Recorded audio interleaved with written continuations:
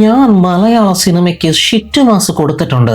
ഞാനും കിടിലൻ മീശ പെരി മാസ് കൊണ്ടുവന്നിട്ടുണ്ട്. ഓ, നിങ്ങൾക്ക് മാത്രം മാസ്, ഞാനും കൊണ്ടുവരും ഒരു കിടിലൻ മാസ്. അയ്യോ, നമ്മളെല്ലാരും കൂടി ഇങ്ങനെ മാസം മാസം മാസ് കൊണ്ടുവന്ന മലയാള സിനിമയ്ക്ക് വല്ലാണ്ട് കനം കൂടി പോവില്ലേ? വരുന്നിടത്ത് വെച്ച് കാണാമടാ. ഇതാക്കാണ് എന്റെ മാസ്. പക്ഷെ ഞാൻ കൂളാ, മാസ് കൂൾ. വായി തോന്നിയത് കൊണത്തി വെച്ച് അതിന്റെ കൂടെ മാസ് ചേർത്ത് ഞങ്ങളെ പറ്റിക്കാമെന്ന് കരുതിയോ? സോ നമ്മുടെ മേട്ടൻ മാസ് കൂളായി വന്ന ഇന്നത്തെ പടമാണ് സത്യ, മാൻ ഓൺ ദി റോഡ്. റോട്ടിലെ മനുഷ്യനാ. അയ്യേ, ഇതെന്ത് മാസ് കൂളാ? ഇതൊന്നും ശരിയാവില്ലേ? അങ്ങനെയല്ല, ഇത് ജയറാമേട്ടന് വേണ്ടി സ്പെഷ്യലായി ഉണ്ടാക്കിയതാ. ഇതിന് വലിയ അർത്ഥമുണ്ട്. ആ ഗൂഗിൾ എടുത്ത് മാസിന്റെ മലയാളം അർത്ഥം നോക്കിയേ.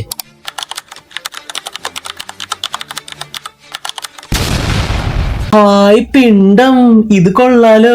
നമ്മുടെ തെച്ചിക്കോട്ടുകാവ് രാമചന്ദ്രനെ എന്നൊക്കെ വരുന്ന പിണ്ടം ഒന്ന് ചൂടാറിയാൽ തണുത്ത പിണ്ടം. പക്ഷെ ഞാൻ കൂളാ, മാസ് കൂൾ. അപ്പൊ തുടക്കം തന്നെ തണുത്ത പിണ്ടവും ആൻഡ്രോവും കൂടി ഇങ്ങനെ വരുമ്പോ അവരെ തടയാനായിട്ട് ഒരു ഗുണ്ട വരും. ആ ഗുണ്ടയുടെ വായിൽ ആൻഡ്രോന്റെ കുപ്പി കുത്തിക്കയറ്റി ആ ഗുണ്ടയുടെ വണ്ടിയിൽ ഇവർ പോകും. സംഗതി വായിലിരിക്കുന്ന കുപ്പിക്ക് ഇത്രയും നീളമുണ്ടെങ്കിലും മെയിൻ വില്ലൻ വന്ന് ഗുണ്ടയുടെ വായെന്നത് പുറത്തെടുത്തപ്പോ നീളം ലേശം കുറഞ്ഞു. അങ്ങനെയൊന്നും ഇല്ല, ചുമ്മാ ചത്തുകിടന്ന് ബോറടിച്ച് പിത്തിരെടുത്ത് നിന്നേ ഉള്ളൂ. അപ്പൊ നിങ്ങൾക്ക് തോന്നും, ഷെടാ ഇങ്ങരുടെ വണ്ടിക്ക് കുഴപ്പമൊന്നുമില്ലല്ലോ, അപ്പൊ സ്വന്തം വണ്ടിക്ക് പോയാൽ പോരെന്ന്. എല്ലാം തണുത്ത പിണ്ടത്തിന്റെ ഒരു സ്റ്റൈലാണ് മക്കളെ. അതൊന്നും വിവരമില്ലാത്തവർക്ക് മനസ്സിലാവില്ല. നമ്മുടെ സത്യ റോസിയെയാണ് അന്വേഷിച്ച് നടക്കുന്നത്. ഇത് വന്ന് ബാർ ഡാൻസർ റോസി. അന്ന് ലൂസിഫറിൽ റഫ്താരെ വിമർശിച്ചപ്പോ എന്തായിരുന്നു രാജുവേട്ടൻ ഫാൻസിന്റെ തുള്ളല്? പബ്ബില് പിന്നെ ക്ലാസിക്കൽ ഡാൻസ് കളിക്കാൻ പറ്റുമോന്ന് ഇതാക്കാണ്. ചിലങ്കകൾ തോൽക്കും ചുവടോടെ നടന്നു.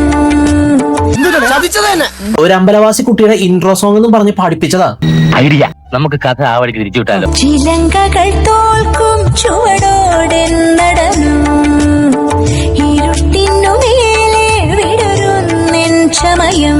ഇതളഴകോടെ നടമാടി മലരിതളൊന്നിൽ മധുവായി. സോ റോസിയെ ഇപ്പൊ ധൃതി പിടിച്ച് സത്യ എന്തിനാ കൊണ്ടുപോണെന്ന് വെച്ചാ, റോസിയുടെ ക്യാബറ ഡാൻസിനെ കുറിച്ച് അറിഞ്ഞ് സത്യയുടെ ഭായി റോസിനെ കൊണ്ടുവരാൻ പറഞ്ഞു വിട്ടതാണ്. റോസിയുടെ ക്യാബറ ഡാൻസിനെ കുറിച്ച് അറിയുന്നത് അന്ന് തുടങ്ങിയ കുത്തല ബായിക്ക്. ക്യാബറ എന്ന് പറഞ്ഞ് ഇവളുടെ ക്ലാസിക്കൽ ഡാൻസ് കണ്ടു കഴിയുമ്പോ നീ ബായുടെ കുത്തു കിട്ടാണ്ട് നോക്കിയാൽ മതി. എനിവേ 7 ദിവസത്തേക്ക് 7 ലക്ഷം കൊടുത്തിട്ട് ഡീൽ ഉറപ്പിക്കും. റോസിയുടെ പ്ലാൻ ആണെങ്കിൽ സത്യയുടെ എസ്കേപ്പ് ആയിട്ട് ചെന്നൈയിലേക്ക് പോവാനാണ്. ഞാൻ ചെന്നൈക്ക് പോറേണ്ടി ശങ്കർ സാർ ഇരിക്കാറില്ല, ഡയറക്ടർ ശങ്കർ സാർ. ആ, നല്ല കാര്യം. ശങ്കർ സാറിന്റെ കയ്യിൽ കിട്ടിയ സത്യയുടെ അവസ്ഥ നിനക്കറിയണ്ടേ?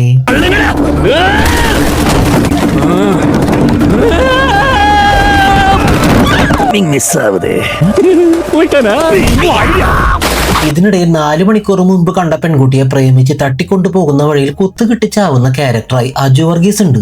എന്നാൽ ഈ പ്രൊഡ്യൂസർ അജു വർഗീസിനൊക്കെ കൊണ്ടുവരേണ്ട കാര്യം എന്ത്? പണക്കാര പ്രശ്നങ്ങളാണ്. നീ ഇതിന്റെ ഇടയിലോ ചിലപ്പോ എങ്ങനെയെങ്കിലും ഒക്കെ വരും പണക്കാരല്ലേ. അപ്പൊ റോസിയെ ശരിക്കും എന്തിനാണ് കൊണ്ടുപോകുന്നതെന്ന് സത്യ കഥ പറയാൻ ആരംഭിക്കും. പോണ്ടിച്ചേരിയിലെ ലക്കി ചീട്ട് കളിക്കാരനാണ് സത്യ. ആൻഡ് ഈ ഡേവിഡിന് വേണ്ടി കളിച്ച് ക്യാഷ് കുറെ ഉണ്ടാക്കി കൊടുക്കും. പക്ഷെ ഇപ്പൊ ഡേവിഡിന് ഒരു പ്രശ്നമുണ്ട്. അതാ നിന്റെ വിഷമം? അല്ല, ഡേവിഡിന്റെ എക്സ് ഗേൾഫ്രണ്ട് മിലാൻ ഡേവിഡിനെ ബ്ലാക്ക്മെയിൽ ചെയ്യാണ്. മൈ ഫാദർ ഇന്ത്യൻ ആർമിയിൽ മേജർ ആയിരുന്നു. അതിനൊപ്പം ഞാൻ എന്ത് വേണം? അതിനൊന്നും ഇല്ലേ? എന്റെ ബ്ലഡിൽ യുദ്ധമുണ്ട്. It's a miracle. വൈദ്യശാസ്ത്രത്തിന് ഇനിയും കീഴടങ്ങിയിട്ടില്ലാത്ത യാഥാർത്ഥ്യം. ബ്ലഡിൽ യുദ്ധമുള്ള ജീവി. മറ്റു പെണ്ണുങ്ങളെ ഒഴിവാക്കുന്നത് പോലെ എന്നെ ഒഴിവാക്കാന്ന് വിചാരിക്കണ്ട. നമ്മുടെ രാവുകളും പകലുകളും എന്റെ കയ്യിലുണ്ട്. ഓ, അപ്പൊ ഉച്ചയൊക്കെ എവിടെ പോയി ചേച്ചി? നീ മിണ്ടായിരുക്ക. അവളുടെ കയ്യിൽ നിന്ന് ഹാർഡ് ഡിസ്ക് എനിക്ക് തിരിച്ചെടുത്ത് തരണം. നീ കാര്യം കേട്ടതും സത്യ ബി ലൈക്ക്, നമുക്കിതൊക്കെ ഒരു കേസാണോ സാറേ? അതിന് ഇല്ലാത്ത ബുദ്ധിയിൽ സത്യക്കൊരു ഐഡിയ കിട്ടും. ഹാർഡ് ഡിസ്ക് അങ്ങോട്ട് മോഷ്ടിക്ക.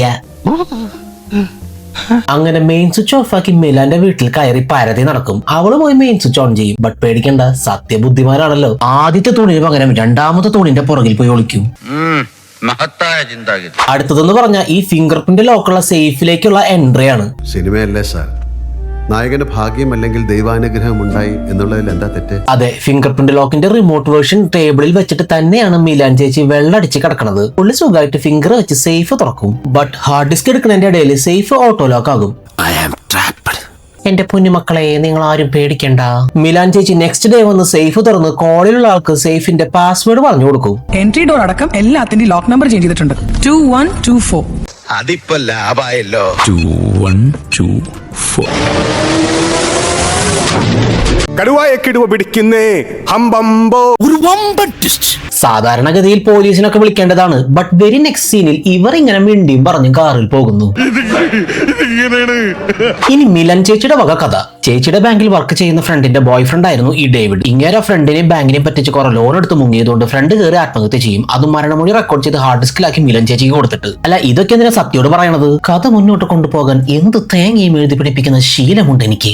സോ മൊത്തത്തിൽ പറഞ്ഞാൽ ഈ മിലിറ്ററി തന്ത ബ്ലഡിൽ യുദ്ധം സീനൊക്കെ നമ്മളെയും സത്യേനെയും ആക്കാനായിരുന്നു. അപ്പൊ സത്യ പറയും, സത്യയുടെ വലിയൊരു സ്വപ്നമായ ഗാംബ്ലിംഗ് ക്ലബ്ബ് തുടങ്ങാനുള്ള ലോണ് പാസ്സാക്കിയാൽ ഈ കണക്ക് പുള്ളി തീർത്തു തരാന്ന്. അല്ല സത്യേട്ടാ, നിങ്ങൾ ഏത് കളി കളിച്ചാലും ജയിക്കുന്ന ആളല്ലേ, അപ്പൊ അങ്ങനെ ക്യാഷ് ഉണ്ടാക്കി ക്ലബ്ബാ എന്ത് കിണ്ടി വേണേലും ഉണ്ടാക്കിക്കൂടെ? അത്ര പെട്ടെന്ന് മനസ്സിലാക്കി എടുക്കാനുള്ള ബുദ്ധി അതിനുണ്ടോടാ. ഇനി സത്യയുടെ വക സത്യയുടെ കഥ. സിനിമയ്ക്ക് മര്യാദയ്ക്ക് ഒരു കഥയിലേലും സിനിമയിലെ ക്യാരക്ടേഴ്സിന് പറയാൻ ഒരു ലോഡ് കഥയുണ്ട്. എന്റെ അപ്പനായിരുന്നു ബാഹിയിലെ ഏറ്റവും വലിയ ചീട്ട് കളിക്കാരൻ. നീ നമ്മുടെ തറവാടിന്റെ പാരമ്പര്യം കാത്തു. ചീട്ട് കളിക്കാൻ വേണ്ടി മാത്രം അപ്പൻ ഇങ്ങോട്ട് താമസം മാറ്റി. എനിക്കറിയാം ഇവന്റെ അച്ഛന്റെ പേര് അബ്ദുക്കാന്ന് അല്ലേ? ഞാൻ അടിച്ചു പൊട്ടിക്കും. ഇതെന്താണ് സ്പീഡ്? അങ്ങനെ അങ്ങോട്ട് പോയാലോ ബാലകൃഷ്ണ? ഓഫീസിൽ നിന്ന് തന്നെ വിചാരിക്കും, അപ്പൊ ഫ്രീ ആയിരിക്കും. നമുക്ക് ഒരു റൗണ്ട് കളിച്ചിട്ട് പോകാം. ഉദ്ദേശിട്ടാ പ്ലാസ്റ്റിക് കോട്ടിങ്ങാ. നീ ഒരു കാര്യം ചെയ്യും, വെറുതെ ഇങ്ങനെ തല്ലുകൊണ്ടെടുക്കാതെ വാ, നമുക്കൊരു ഷീറ്റ് കളിക്കാം. ഏതായാലും ഉറക്ക് പോയി, ഇനി നമുക്ക് ഉറക്കം കിട്ടില്ല. ഒരു ഒറ്റ റൗണ്ട് നോക്കി. എന്നിട്ട് ഇവരുടെ ഒരു റൊമാൻറ്റിക് സോങ്. സത്യം പറയാലോ, ഹെഡ്സെറ്റ് വെച്ച് കേട്ടു തുടങ്ങിയതാ ഞാൻ ഈ പാട്ട്. സഹിക്കാൻ വയ്യ. ഹെഡ്സെറ്റ് ഒക്കെ ഊരി വെച്ച്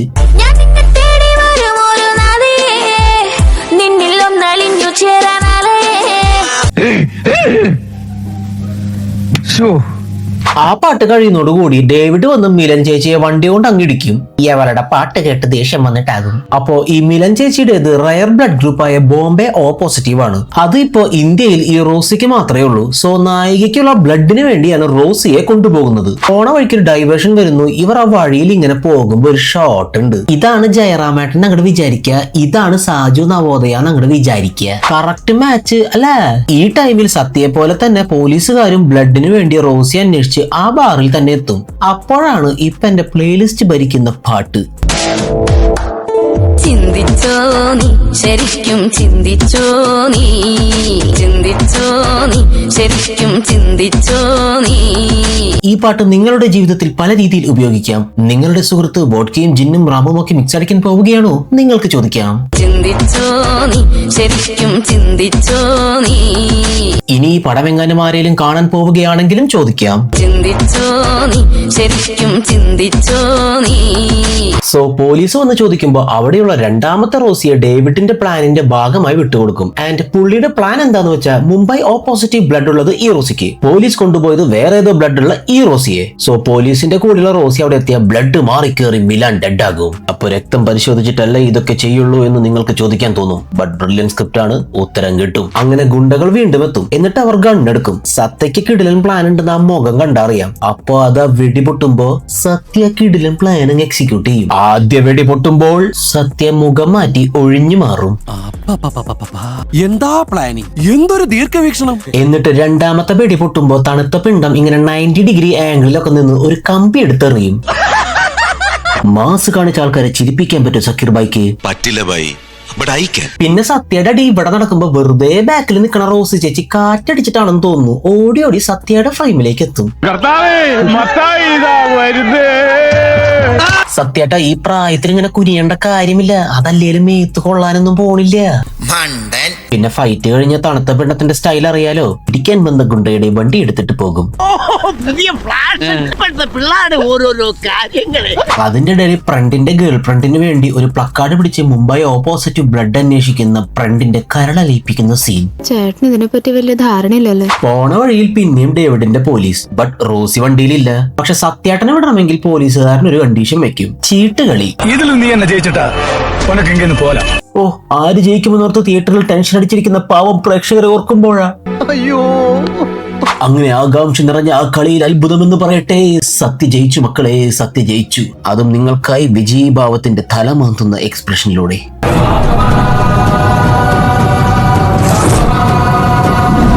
പോലീസുകാരെ കണ്ടപ്പോ തന്നെ സത്യ റോസിനെയും ആൻഡ്രോനെയും ബസ്സിൽ കയറ്റിവിട്ട് അടുത്ത സ്റ്റോപ്പിൽ ഇറങ്ങാൻ പറഞ്ഞു. ആ ബസ്സിലാണെങ്കിൽ റോസിയെ അന്വേഷിച്ച് നടക്കുന്ന ബാറിലെ ആ സ്ത്രീയും ഗുണ്ടകളും.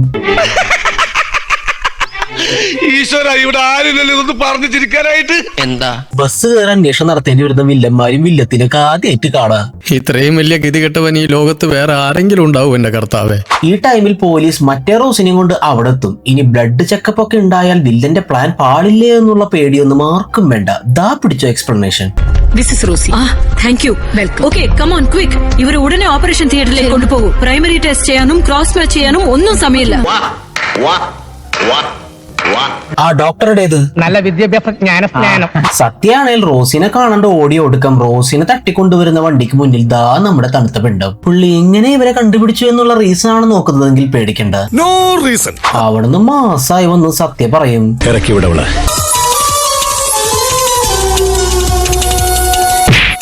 ആനപ്പിണ്ടം ശിങ്കാരിമേളം. പിന്നെ ബോധം വരുമ്പോ സത്യ അബോധാവസ്ഥയിലായിരുന്നു. എന്നിട്ട് വില്ലൻ എത്തും. തോറ്റ രാജാവേ നിനക്ക് സ്തുതി. അപ്പോഴാണ് വില്ലൻ റോസിയുടെ കൈമുറിച്ച് മേളിൽ കിടത്തിയിട്ടുണ്ട്. ആൻഡ് ബ്ലഡ് സത്യയുടെ കയ്യിലേക്ക് വീഴുന്നു. റോസി എവിടെ കിടക്കുന്നു, സത്യ എവിടെ നിൽക്കുന്നു. കാറ്റടിച്ച് 2 തുള്ളി അതങ്ങനെ വന്നതാകും. പിന്നെ നമ്മുടെ വെടിവെപ്പുകാരൻ വന്ന് ഒരു 100 മീറ്റർ അകലത്തിൽ ഉന്നം പിടിച്ച് നിൽക്കുമ്പോ സത്യേട്ടൻ കൂളായി ഓടിച്ചെന്ന് ആ തോക്ക് പിടിച്ചു വാങ്ങി. അയ്യോ സത്യേട്ട ആ പൊസിഷനിൽ എങ്ങാനിരുന്ന് പൊട്ടിയ ഇങ്ങനെ ചോദിച്ചു നടക്കേണ്ടി വരും. ഫൈറ്റ് കഴിഞ്ഞിട്ട് സത്യങ്ങൾ തുപ്പാൻ ആരംഭിക്കും. അപ്പൊ റോസി അന്വേഷിച്ച് ആദ്യമേ ഈ ഡോക്ടറുടെ അടുത്ത് ചെന്നപ്പോ അവിടെ 2 റോസിമാരുണ്ട്. നിങ്ങൾ ഉദ്ദേശിക്കുന്ന റോസി ഇവളല്ല, ഇവളാണ് നിങ്ങൾ അന്വേഷിക്കുന്ന റോസി. ഇവളുടെ സേഫ്റ്റിക്ക് വേണ്ടി ഞാൻ തന്നെ ഫോട്ടോ ചേഞ്ച് ചെയ്തു. അതായത് സേഫ്റ്റിക്ക് വേണ്ടി ഫോട്ടോ ചേഞ്ച് ചെയ്തെങ്കിലും ഏതെങ്കിലും ഒരുത്ത വന്ന് ചോദിച്ചാൽ അപ്പൊ സത്യം പറയും. മൊത്തത്തിൽ പറഞ്ഞാൽ സത്യം ഒന്നും ചെയ്യാതെ പോലീസുകാരോട് കാര്യം പറഞ്ഞ് വേണേൽ അവരുടെ കൂടെ ഒരു സപ്പോർട്ടിന് പോയിരുന്നെങ്കിലും കറക്റ്റ് റോസി അവിടെ എത്തിയേനെ. ഇനിയിപ്പോ ഇത്രയും ഹോൾഡുള്ള വില്ലനായ ഡേവിഡ് തന്നെ മിലാനെ ആ സത്യയുടെ ഒരു പൊടി പോലും ഇല്ലാത്ത ഹോസ്പിറ്റലിൽ വെച്ച് കൊല്ലാൻ നോക്കിയാൽ മതി. അതായത് ഒരു സിനിമയിലെ നായകനും മണ്ടൻ വില്ലനും മണ്ടൻ. എന്ത് ചെയ്യാം, തലയ്ക്കകത്ത് തണുത്ത മിണ്ടമായി പോയില്ലേ. അങ്ങനെ പടം തീർന്നു. ഇനി ഇയാളുടെ അടുത്ത് ഡേറ്റ് കിട്ടാനായിട്ട് വേറൊന്നും വേണ്ട, ഒരു ആനപ്പിണ്ടവും പൂഞ്ഞോണ്ട് പോയാൽ മതി. സന്തോഷം ഇരിക്കുന്ന കയ്യിലേക്ക്. അപ്പോൾ വീഡിയോ ഇഷ്ടപ്പെട്ടാൽ like, share, subscribe and hype ചെയ്യുന്നതിനെ കുറിച്ച് ചിന്തിച്ചോ നീ, ശരിക്കും ചിന്തിച്ചോ നീ.